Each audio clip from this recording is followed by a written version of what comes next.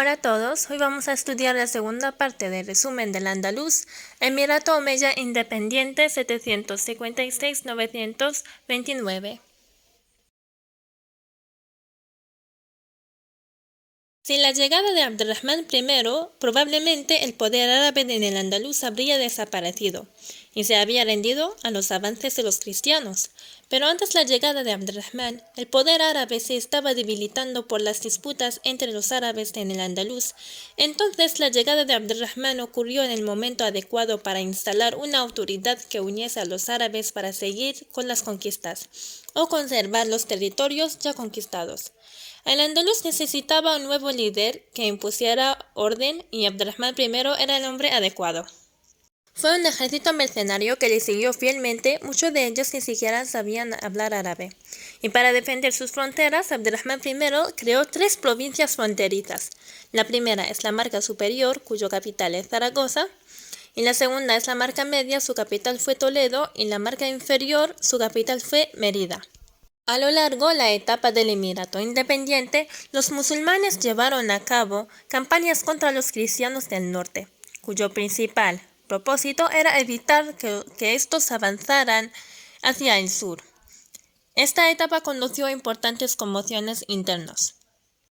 Hubo conflictos frecuentes entre el poder central establecido en Córdoba y los gobernadores de las marcas que iniciaron sus propias sublevaciones y movimientos independistas, y también se produjeron intenciones básicamente de contenido social, con los muladíes, que son los conversos al Islam, y los mozárabes, que son los cristianos del territorio del Andaluz. Los primeros síntomas de esos conflictos apuntaron en tiempo del emir Hisham I a comienzos del siglo IX, coincidiendo con la presencia en el Emirato del Hakam I. Hubo serias revueltas en el Andaluz.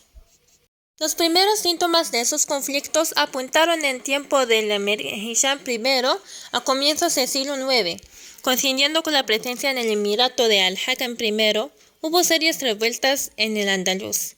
La primera fue llamada Jornada del Foso, que tuvo lugar en el Toledo en el año 807, y la segunda se produjo el dominado Motín de Al-Arabal en el 818 en Córdoba.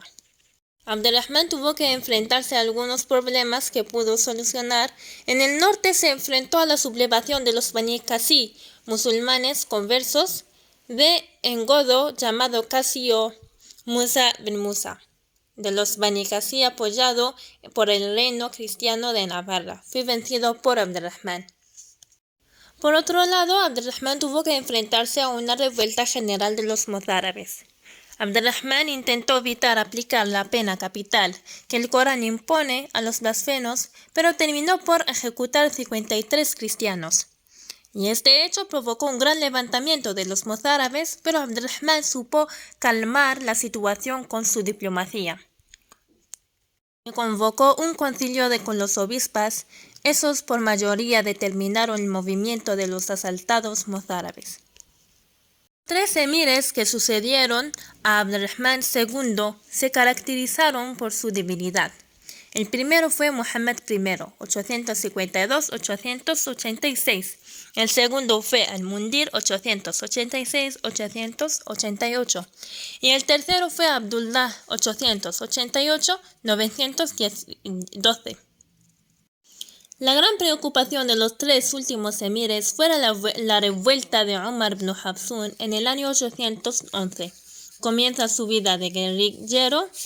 El peligro de Ibn Hafsun surgió en Málaga. Allí organizó una resistencia frente al Emirato de Córdoba.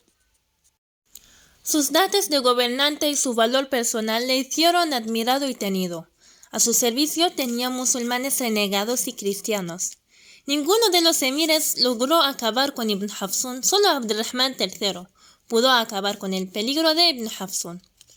A la llegada de Abderrahmán III, existían 2 grandes problemas en el Andaluz. La primera fue la expansión del norte de los leoneses, castellanos, catalanes, que habían logrado forzar la estructura de la defensa del Estado de Córdoba.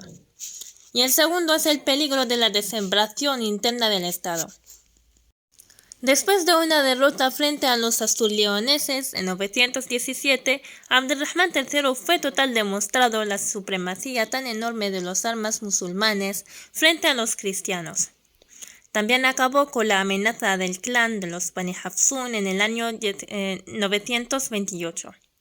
Y esos hechos aumentaron el prestigio del emir, que había conseguido la pacificación del emirato. Y aquí acabamos el resumen de la segunda parte de la historia del Andaluz.